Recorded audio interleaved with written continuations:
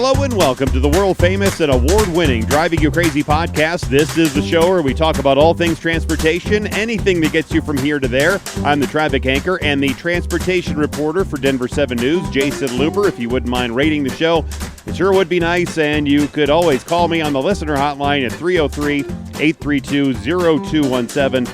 All my contact links are in the description of this fine program. Well, for the past, 75 years or so, if you weren't able to walk to school or you lived too far away to walk to school, then the way kids get to school is usually either on the big yellow school bus we all know and really don't love, or we get dropped off by mom and dad. Now, in this age of rideshare, there are other options, including the service called HopSkipDrive. And they describe themselves as a leader in supplemental student transportation, basically an Uber for students. I guess we'll see if that is true. I was contacted by someone from HopSkipDrive touting their summer ride program, but really what I wanted to talk more about is in general terms about what these services are, how they work, how they can help supplement the issue with getting kids to or from school. So I invited Campbell Millum, the Senior Vice President of Communications and External Affairs from HopSkipDrive, to be here on the show. Campbell, thanks so much for being here on the world-famous Driving You Crazy podcast. Thanks for having me. I'm excited to be here. All right, so what I found interesting, and we'll talk about all the HopSkipDrive stuff in just a second, but I found interesting in your background when I was looking at stuff is that you have a Bachelor's of Arts in Religion from Barnard College. It doesn't sound anything like driving kids to or from school. So how did you end up here? Oh, wow. You went deep back. I went to school in New York and ended up working in politics for a little while, and then made my way into working in tech and mobility. And being at HopSkipDrive feels like a really natural move where we're solving really complicated problems and helping make sure that we're getting kids to school safely and reliably and expanding their options. So it's been great. Yes, and not quite the same as my religion degree, but we're still focused on what people are passionate about. Yeah, and you say you do have some transportation background. I know you worked previously with Lyft and DoorDash and Bird. So what did you take away from those experiences that might have helped you translate that to HopSkipDrive? Yeah, it's a great question. At Lyft and DoorDash and at Bird and every experience I've had, we've been focused on how to take something that is maybe a legacy way of doing something and really introduce tech and introduce a new way to do it. So with Lyft, it was really the beginning of rideshare when I was there. And then at DoorDash, talking about what does it mean to connect, especially during the pandemic, to connect you with the local restaurants and businesses in your community. And then how do we make sure that we're also shaping how people think about these new resources and technologies within their world? And so at HopSkipDrive, we're doing the same thing. We're sort of introducing a new way to get kids to school in a safe and reliable way. So it's been a lot of overlaps. Right. And so let's talk about the service, because as you heard, I compared it to Uber for kids. Am I correct or way off base with that comparison? So we are similar to traditional rideshare. We are a transportation network company, but that's basically where the similarities end.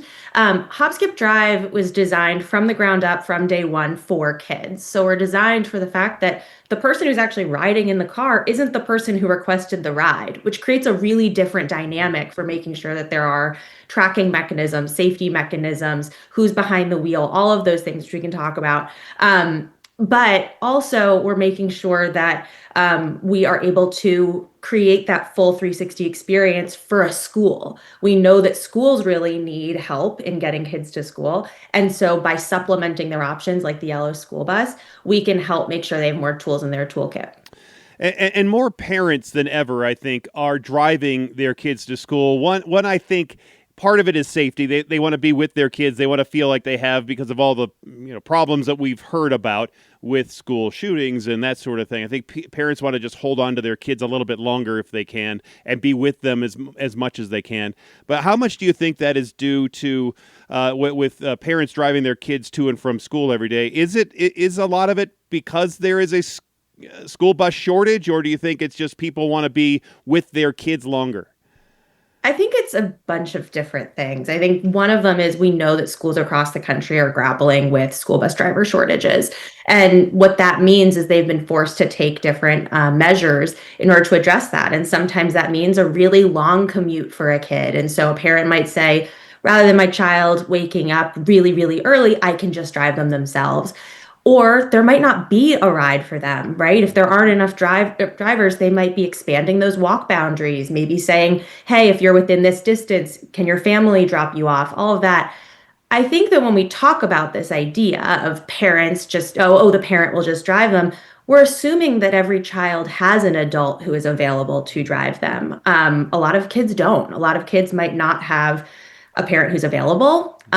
We might not have a parent who has a personal vehicle, their own car, who can drive them, right? There's a lot of that. And so when we think about the impacts of what's happening at schools, it's actually hitting the kids who rely the most on school provided transportation the hardest. And so that's where we're trying to step in and help. Well, yeah, even a guy like me, because I get up and I leave the house at 3 a.m., so I'm not home to be able to take them Right. to school, but I am home to be able to go pick them up, so at least I can get half of that done. And it was a blessing for me to be able to pick them up from school every day because I think I got to spend more time with them and then meet the moms and dads that would be there at pickup, especially when they were in elementary school. And I really think that helped build a stronger bond between me and my kids. Yeah, totally. And I think there's also parents who are the opposite, right? Who work, they might be able to drop their kid off in the morning, but then if kids are getting out of school at 3 p.m., Yeah. that's not really a time a lot of parents can go and pick them up. And so they need help. And we're seeing that a lot. Yeah, so this service really must help out some parents who feel like they are in a stressful situation and help them maybe feel less stressed. Absolutely. I mean, I think not only help them feel less stressed, but they have all of the visibility into the ride that they want to have, right? They are able to, we have an app where they're able to track every ride. They also know that this ride has been set up by their school. So we contract with over almost 1,300 school districts, government agencies, nonprofits around the country, which is, if you put it into idea of, we're supporting about 13,000 schools across the country. And so when we work with schools, we are making sure that, drivers are vetted, that they understand our measures, and that helps parents also feel more comfortable. Okay, my guest is Campbell Millum. She's the Senior Vice President of Communications and External Affairs at HopSkipDrive. You can find them at HopSkipDrive.com. We're talking about their service getting kids to and from school. So we're going to go through a series of questions about how the service works, and we can get really into the weeds if you really like to. Are these rides prearranged? Do they run on a fixed schedule, or can they just be ordered like a rideshare on demand? So they're not as on demand as that. They have to be arranged in advance, up to 6 hours in advance, which is really fast, especially for schools. It's not really common to be able to get a child somewhere within just a matter of hours when you're thinking about school transportation, but we can do that. And so, you can, parents, if they're interested in rides, they can download our app and request a ride that way. And then schools are requesting rides with up to 6 hours notice so they can get a kid to school the very next morning if they need to. Yeah, so I could sign up today then and have my kid picked up, I guess not today, but tomorrow. Or is there an approval or vetting? I know there is with the drivers. We'll talk about that a little bit later. But is there an approval or vetting process for the parents or the students?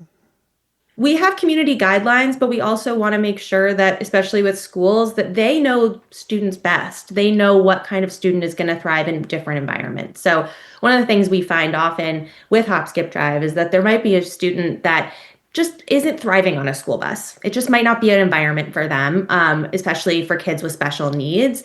They might not do well on a school bus, but they might do totally fine in a car with a driver or with a rider assistant. And so those are the offerings we provide, is to make sure that we are one tool in their toolkit and that they can think about transportation with all of those different resources. How many kids are, and maybe it's almost impossible to say, but how many kids in a typical school system is your service reaching and servicing?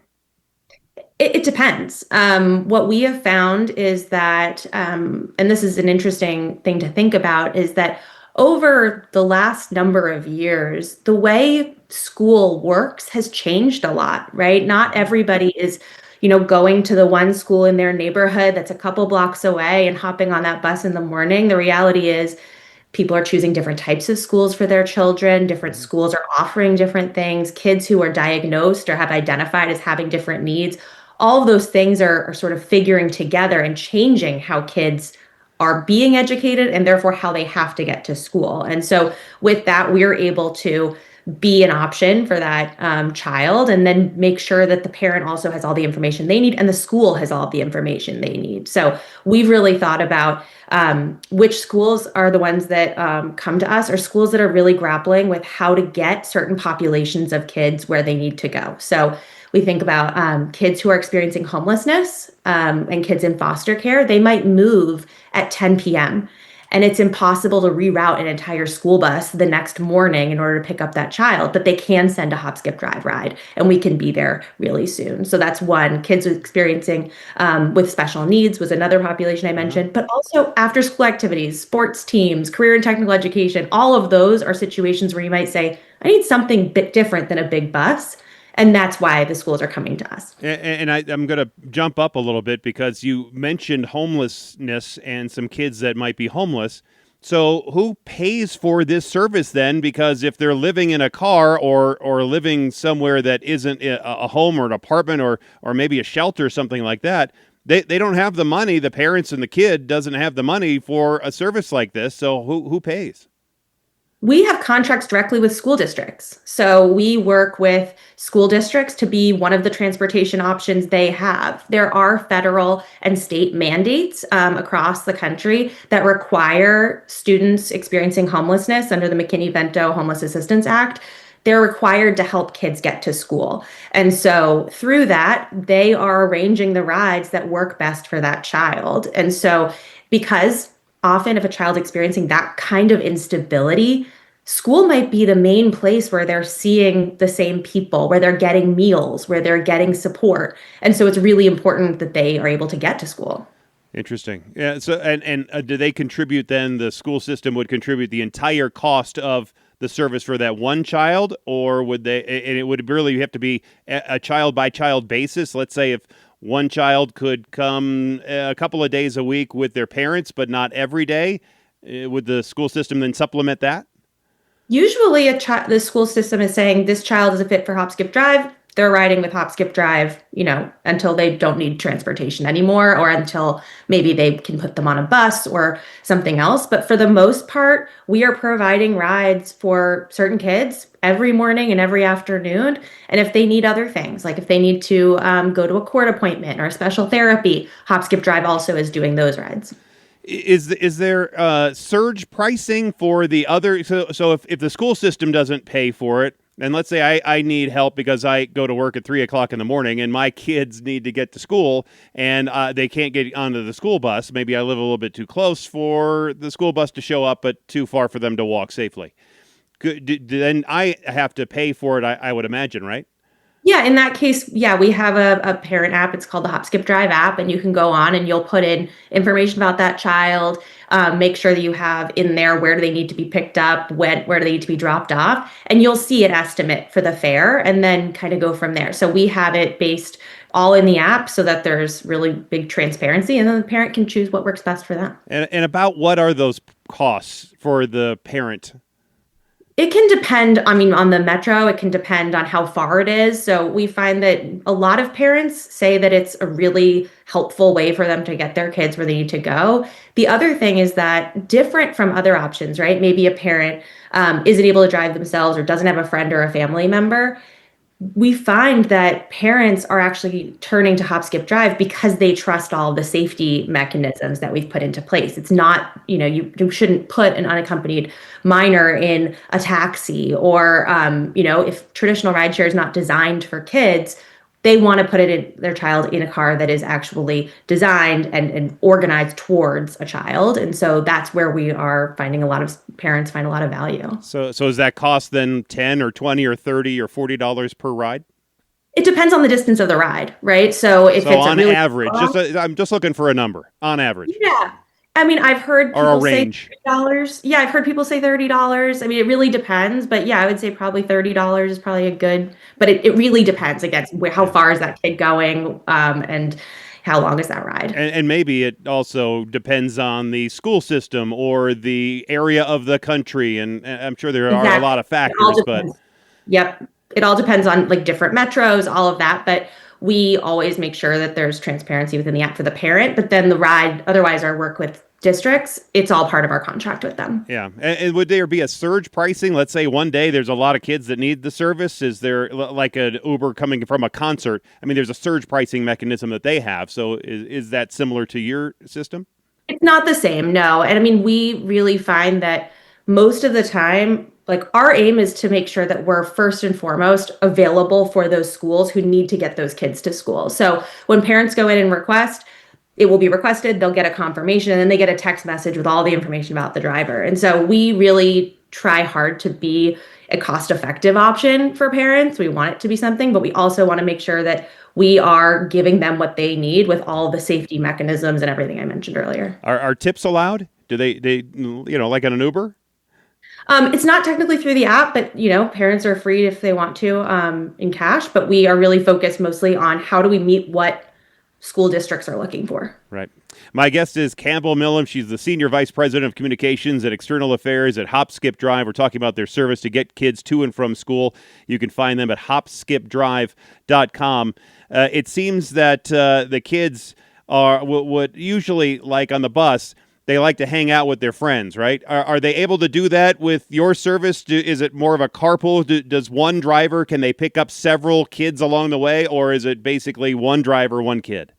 It's usually one driver, one kid, but we often find siblings are riding together. That can make a lot of sense. Focused on picking them up in one place and then dropping them off. But yeah, it really depends on what works best for the school as well. And it's only for students? It wouldn't be for anybody else to use the service? We have worked before with older adults are also a good fit in certain places in the country. We've had contracts with that because of the transparency and care and safety that we put into the platform. Makes sense. But primarily schools are working with us, and really it's for kids and or the students that they're working with, even if it's a 19-year-old or a 20-year-old who's doing an internship. Yeah. Or teachers maybe, because maybe they need a ride. We find mostly it's students. It's really the best fit for them. Right. School districts obviously are having one heck of a time trying to find school bus drivers. So I imagine it has to be challenging for you all to find bus driver or find drivers as well. But I do think you have an advantage with you're able to pay a higher rate than a school bus driver can earn because, as I said, I'm driving to work at 3 a.m. And I'm listening to the news on the radio there, and then here comes this commercial saying that I could earn $50 per ride as a driver with your service. And a bus driver isn't going to earn that. It's a totally different, we actually find it's a totally different person who's looking to drive with HopSkipDrive versus a school bus driver. For a school bus driver, they have a commercial driver's license. They are looking for this to be their full-time job. The reality is care drivers is what we call them because they all have caregiving experience. Care drivers are from the community. So they are parents, grandparents, former teachers, babysitters, that kind of thing. They are doing this really in their free time, where they might say, I wake up in the morning, I take my own kids to school, I do my errands, then in the afternoon, maybe I go and I drive some kids home from school. They might be a grandparent who one day a week they're taking care of their grandkids, one day a week they're wanting to drive with HopSkipDrive, right? We've seen this a lot. And they're actually, on average, care drivers are doing about 7 to 8 trips a week. So this is very different than being a school bus driver, and it really fits well, which is why when schools are grappling with the school bus driver shortage, we're not having those same challenges because it's a totally different pool of people. Yeah. How many, you said they were doing about 7 or 8 a week. Can they do multiple in one day? Yeah, absolutely. I mean, because we're working with schools, most of those rides they're needed in the morning, or in the afternoon. But absolutely, I mean, as I said, we are helping with after school activities, with sports, with therapies or other appointments. So they can do as many rides as, they can fit within their day. And that makes sure with getting everything where they need to be on time. Yeah, I was looking on your website. If people go to HopSkipDrive.com, there's a section here that says what it takes to be a care driver. One of them, the first one, it says 5 years of caregiving experience. Does that, with at least 2 years of experience related to children? So as a parent, I guess that's my closest experience. Does that count? Yeah, you could be a parent.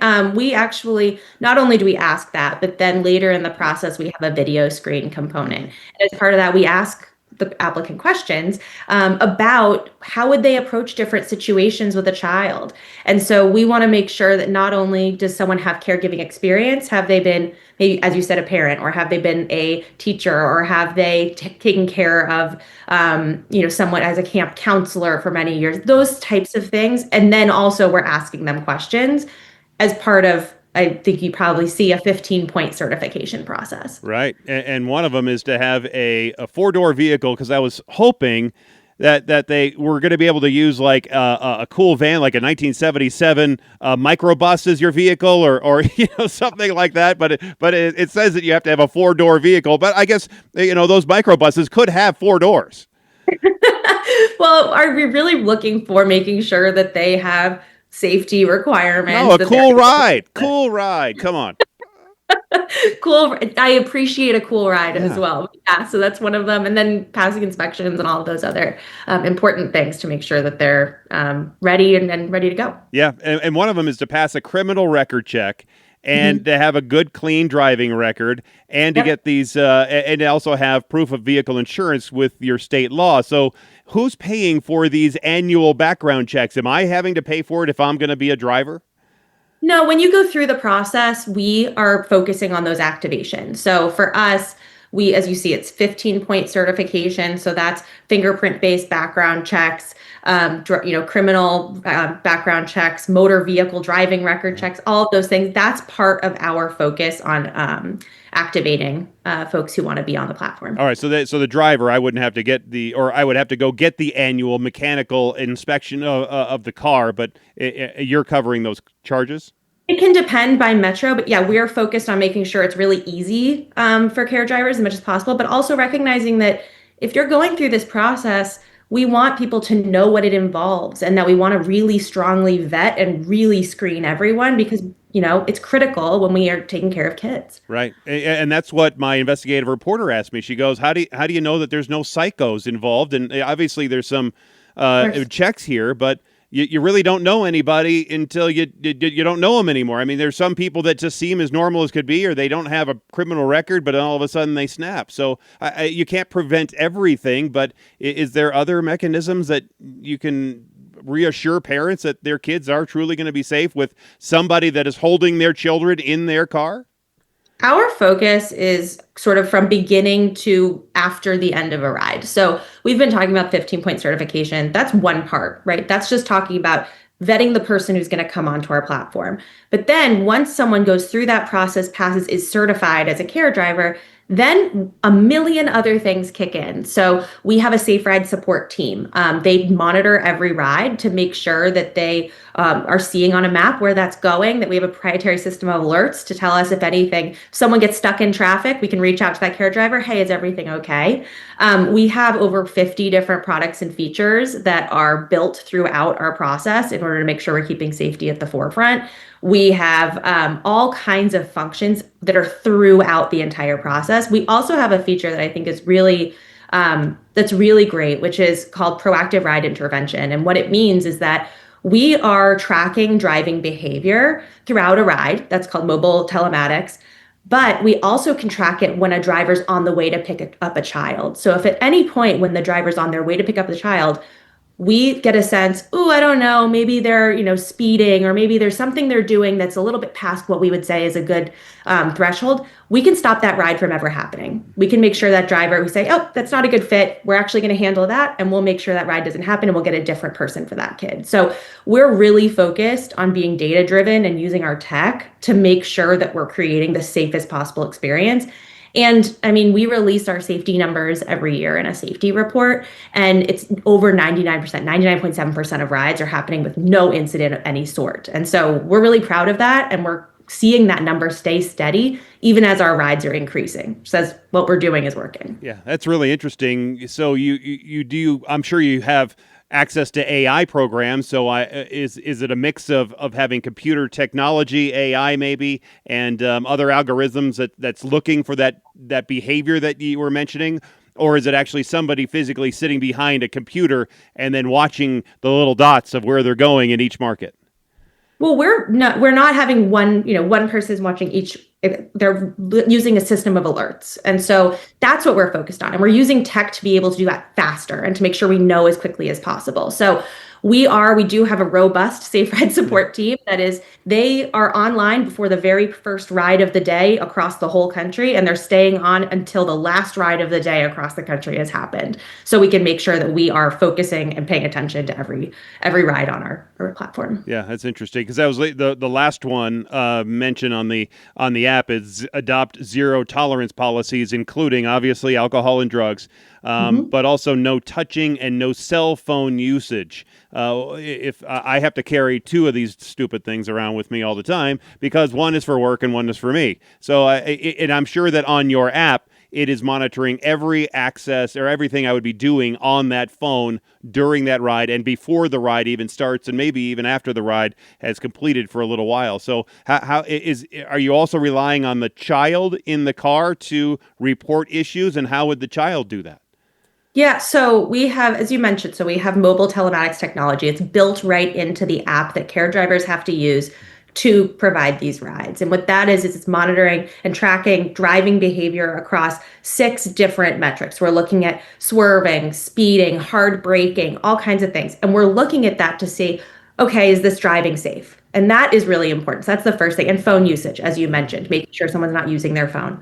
And then, yeah, we always are interested in feedback. We believe that in continuous improvement. And so once a ride is complete, caregivers can provide feedback right through the app. We also get feedback from our clients at school districts, and we also have a rider support line. More and more kids these days have cell phones. More and more kids these days have access to a cell phone where they are. So if they need help, we have a rider support line that they can access as well. And we provide that information to parents so they can reinforce it with their child. I'll introduce you to at least with the concept. There's somebody I talked to a few months back.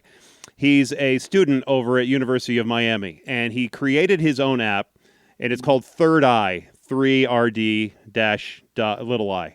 And what he does is it's an app that allows you as a college kid, is because he heard from stories, especially of young women, getting into an Uber or Lyft or whatever, and having a driver do inappropriate things or acting inappropriately, or in one case, locking the woman in the car until she would kiss him and then he would let her out.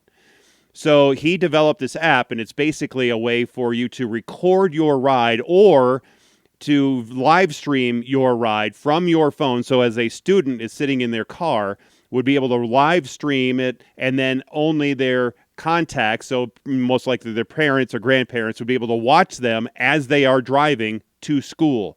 So that might be something that you are interested in maybe talking to. His name is Dylan Abend. Really nice kid, and it's a really interesting platform. And then if there was any trouble, you hit a button, and then it can send that exact location where that phone is to law enforcement or to a dispatcher that can then get a hold of law enforcement if there was any issue. So it seems like that would also be another layer of safety that you folks could maybe weave into this whole thing. Well, we actually announced that we were investing in a program called Safe Ride Insight, which is for in-ride recording and for dash cams. And it is both interior facing and exterior facing. And it's another aspect of our safety, right? It's just because we know recording is important for a lot of people. Of course, with us, we are making sure that we're doing that in a way that is cognizant that these are minors in the car. And so we want to make sure that the school is comfortable with it. There are policies around data security and privacy for that recording. But you bring up a great point that like people want to be able to have that recording capability. And that's something that we're investing in. Yeah, because that's not something you really get on a bus when you're driving. And that's what I hear from parents is they want to be able to track their kids as they're on the bus and what's happening. Why are they late? Where are they? That sort of thing. And that's something it's a good point because what we find is that one of the reasons that school districts or parents really appreciate HopSkipDrive is because we have this direct relationship with the drivers, right? We aren't sending this ride out to some local company that might, then that person's fulfilling it, or maybe they're sending it to another company. We are really focused on how are we handling the relationships, how are we handling compliance, how are we handling safety, and doing that all according to our standards. And so that really sets us apart and makes people feel a lot more comfortable about us. My guest is Campbell Millum. She's a Senior Vice President of Communications and External Affairs at HopSkipDrive. We're talking about their service, how to get kids to and from school. You can find them at HopSkipDrive.com. Do you have a driver shortage? Obviously, you are advertising and offering $50 for a certain number of rides, so you're obviously out there looking for drivers. What if you don't have enough drivers to fulfill all of the need that you say is out there? We are, first of all, we're always looking for drivers, right? We want to make sure there are plenty of care drivers to meet the need. Also, you're talking to me, we are in back to school right now, that season. And so we want to make sure that as we're hearing from schools, as we're understanding their demand for rides, what do they need, that we have exactly what they need and can meet all those ride needs. So we also, because our process is so robust, we start working on all kinds of driver efforts months ahead of time. We have a lot of care drivers on our platform already, and then we're also bringing, more through in order to meet that need. So yes, as you said, people who are interested in applying should definitely come to the website and they can hear more. But we are really focused on just making sure that we can fulfill every single ride, especially, as I said, within 6 hours notice. We want to make sure there's someone there anytime they need it. Right. But with the higher fares that you can pay for, for the service, right? And I'm sure that's going to a higher fare for these drivers if they can earn up to $50 a ride for these guys. You're not, I mean, the folks that are driving a school bus are never going to make $50 a trip in the school bus. So there has to be some competition there between you folks and you said there aren't a whole lot of bus drivers that maybe want to do your service, but I would think that if more people are using your service and wanting to drive for you, and maybe you'll have fewer bus drivers, it could cause a bit of an issue with how kids are getting to school. We don't see that really. The reality is it's a totally different person who wants to be, a full-time bus driver and to be working on those shifts and driving a bus is a very different group of people than the folks who are driving on our platform. That's what we're seeing. And so that's why, and we still believe that we are supplementing what a school district has. If you can get a school bus full with an efficient route, with kids, then that is a great way to get kids to school. It's always, going to be the most efficient way as long as you can make sure that works. We just know that not enough people are looking for that job these days. There are a lot of other opportunities. Once you have a commercial driver's license, there are a lot of other opportunities to earn or other types of jobs. And so I've heard from school districts that, 80+% of them, we have a new survey coming out, 80+% over the last few years of school districts are experiencing a school bus driver shortage. And they increase what they're willing to offer, they increase pay, and they still aren't able to recruit the number they need. And so we find that is just a change that's happening within schools. What can we do? We can bring a new pool of different types of folks who are from the community, who are vetted, who are able to fill that gap. And so we say it's a multimodal school transportation approach. We're looking at different modes of transportation and how do they work all together to create a good situation for the school and the kids. Yeah, because there are some, and I think you touched on this earlier, there are these charter schools. I know there's a couple around me where they don't have they're part of the school system, they're part of the county school system, but they don't have the county buses that are delivering kids to these charter schools. They do to the regular public school, but not to these charter schools. So I would think that you have so many different school systems and so many different kids going to different places that would be really useful for those kids more than at a traditional school. Sometimes it's really helpful at a charter school that might not have busing. We definitely see that. But the reality is at a public school district, there are still so many students that have to get to school, have to get to extracurriculars who don't fit on a school bus route, or there aren't enough school buses in order to get those kids. I mean, I'll go back to the example I mentioned earlier. if a child's experiencing homelessness or in foster care, they move at 10 p.m., there's no way you're going to reroute a bus with 50 kids on it the next morning and change the time that they're meeting the bus and change the drop. It's impossible. And so in that situation, a school needs a different option. And same thing with a child with special needs. There are often kids who they cannot ride on a school bus. It might not work for them. And so they need a different option. So we find that actually we fit into whatever need a district has. And we're seeing growing numbers, especially for like career and technical education, as there's more investment in CTE programs too. Yeah, like you said, there are some kids with physical challenges, and they do have a certain bus that will go up and pick those kids up, and I've seen that bus in action. How do you accommodate some of those kids who might be wheelchair bound, and do you have to then find a driver that has a certain special vehicle? I've seen those vans that have the lift in the back, or you can roll into the back when it lifts up. So I would think it would be, one, really hard to find regular drivers, two, to find specialty drivers for special needs kids, and third, special needs kids who might be wheelchair bound. It's a great question, and I'm so glad you brought it up. Earlier this summer, we actually announced that we were going to be able to bring wheelchair accessible vehicles and rider assistance to all metros that we operate, so all cities. So what that means is we're actually partnering, we call them care partners, because as you mentioned, not a lot of people might have that vehicle or be able to do something else like driving with HopSkipDrive if they do have that vehicle for someone in their family or their network. So we are partnering with care partners, and those are local experts, local companies that have wheelchair accessible vehicles. Their drivers are going through the same sort of similar process to what we make sure that all care drivers are going through, because we put safety at the center. We manage compliance, we manage that whole process. But we know that if you're providing a ride to a kid who is using a wheelchair, we want to make sure that you know exactly what you're doing and you know exactly how to help that child. And so that's why it makes more sense for us to work with a local expert. And so we have been really, really excited to be able to bring that to our partners across the country. And then also rider assistance. So I mentioned that too, that sometimes a child might do better if there's another adult in the car to help them. And so we are able to provide that other human who be sit in the car, that other adult who can make sure that that child is feeling supported throughout a ride.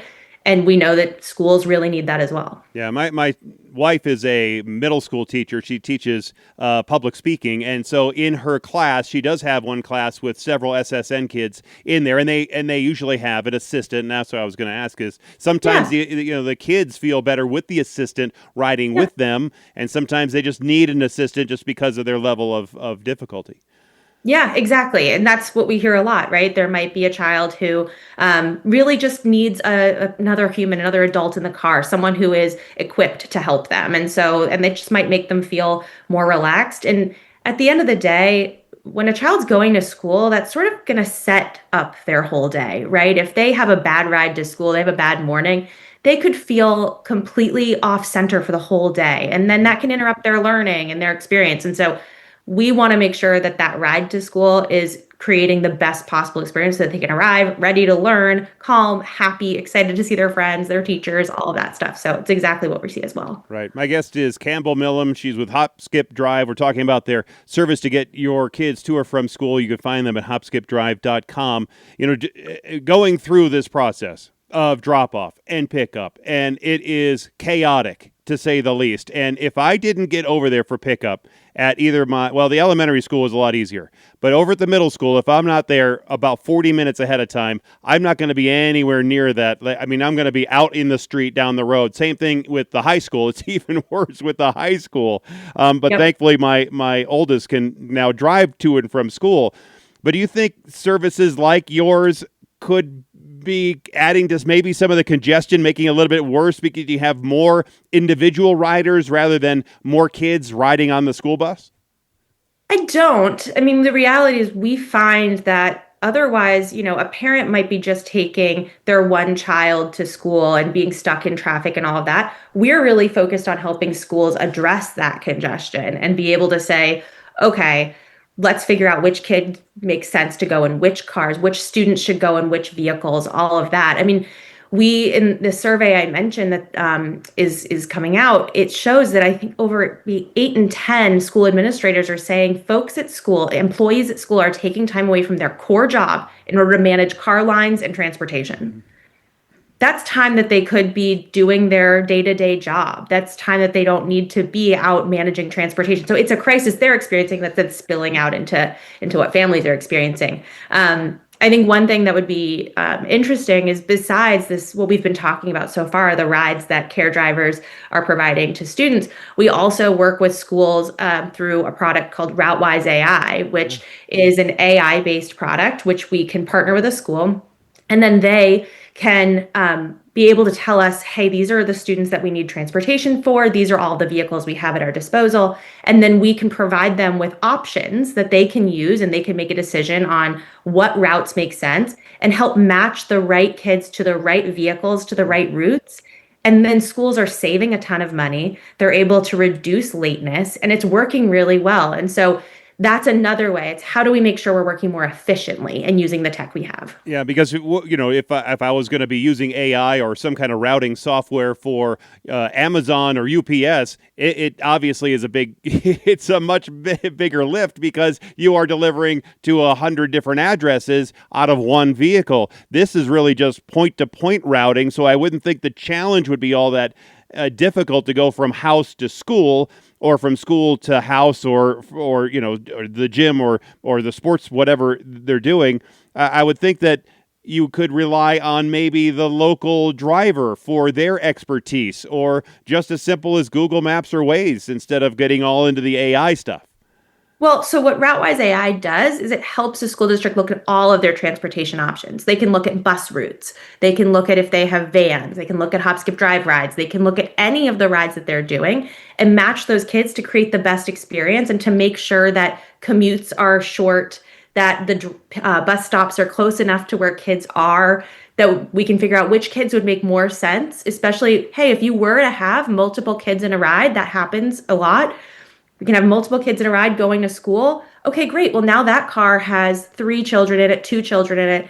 And if you do that, then this bus can actually make a much shorter route and get those kids to school, or even do another run, right? So it's all about how do we create the best outcome, and that's what RouteWise AI does. And maybe change times of arrival, because that's what they do here for the middle and the high schools, arrive at a certain time, so that frees up the buses to then be able to go pick up the kids to the elementary school. And so that has to be a component too, I would think.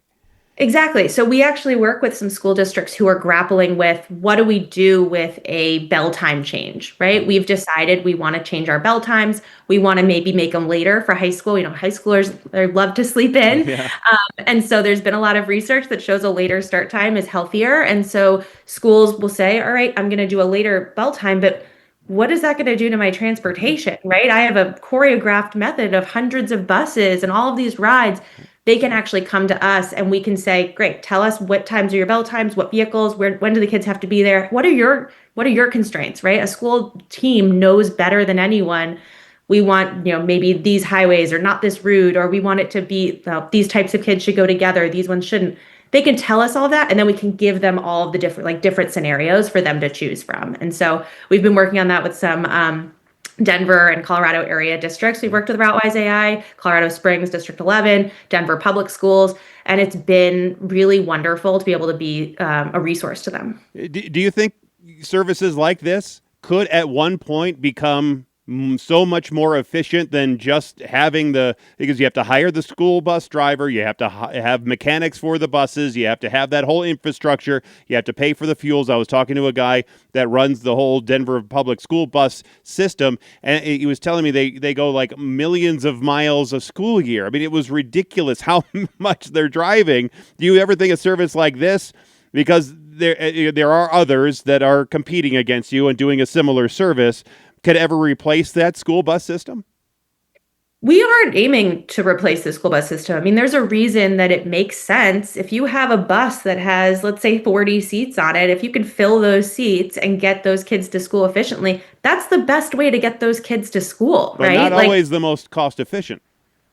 But as long as it's a full bus and it's going efficiently, then yeah, and that's what we're aiming to do, right? We're saying Let's help you make sure that your, utilization of those buses is high, that their routes make sense. That's what we're working on through our RouteWise product. But then also, how do we then say, if not every kid has to go on a bus, or if you don't have enough drivers, let's put them into another vehicle. Let's identify another way they can get to school and then make the whole system more efficient. And actually, with Colorado Springs District 11, they were actually able to use RouteWise AI, identified savings, and then they were able to use that to create a pay raise for the school bus drivers they had. So it's actually about how do you make the whole system work better? And we want to be a tool in their toolkit, as I said. Like, we believe that school transportation, there's really no one size fits all. You think about thousands of kids in a school, hundreds of kids at a school location, whatever it is. One type of vehicle for all those kids is probably not going to work. They're all coming from different places. They all have different needs. So how instead are we creating a toolkit that a school district has more resources they can use, because they're busy and schools are trying to figure out the best way they can do everything. And so we're trying to be a resource to them. And a lot of this information is in your newest State of the School Transportation Survey that came out recently. Is that really the backbone of how you are moving forward and looking at how you can help the parents and the students in the school systems? Is that something that average folks can get there and read?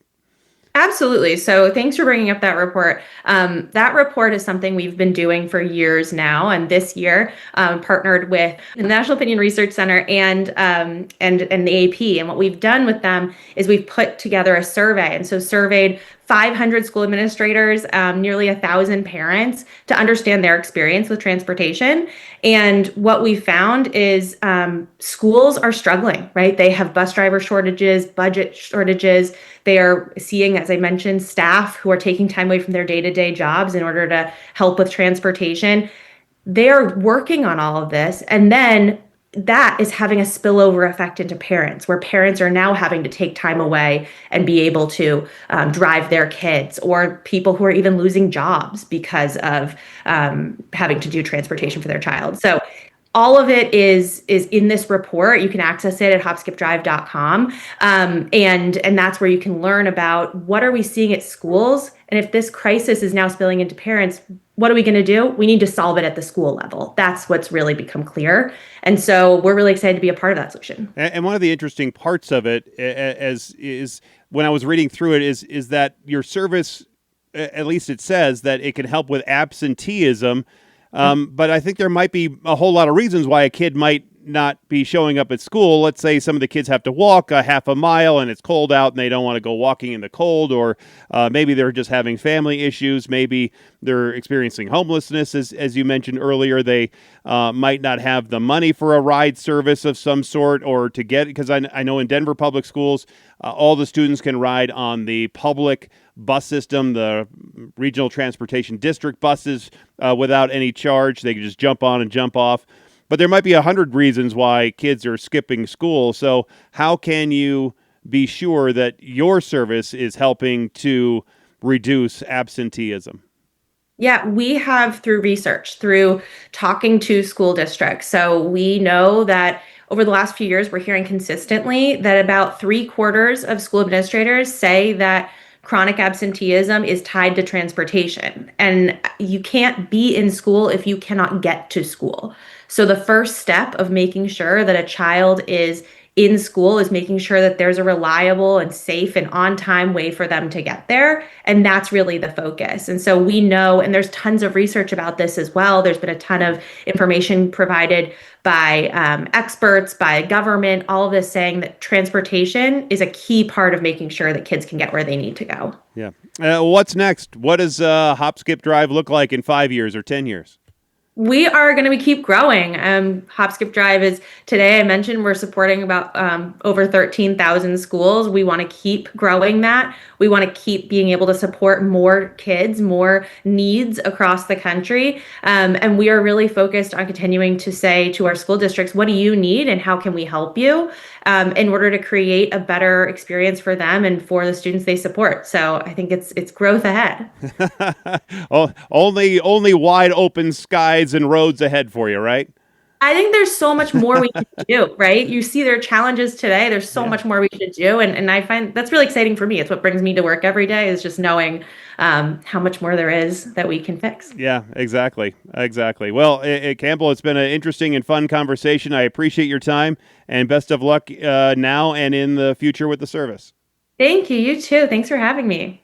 Again, you can find them at HopSkipDrive.com, and that will get you to all of the info and to that report that we were talking about as well. They have done that over the last several years, and there's a lot of interesting information in there, so, some of which we didn't even cover during this nearly hour-long interview. I didn't think it was going to go that long, but it was pretty interesting, I thought, and so I think it warranted going a little longer than I usually go.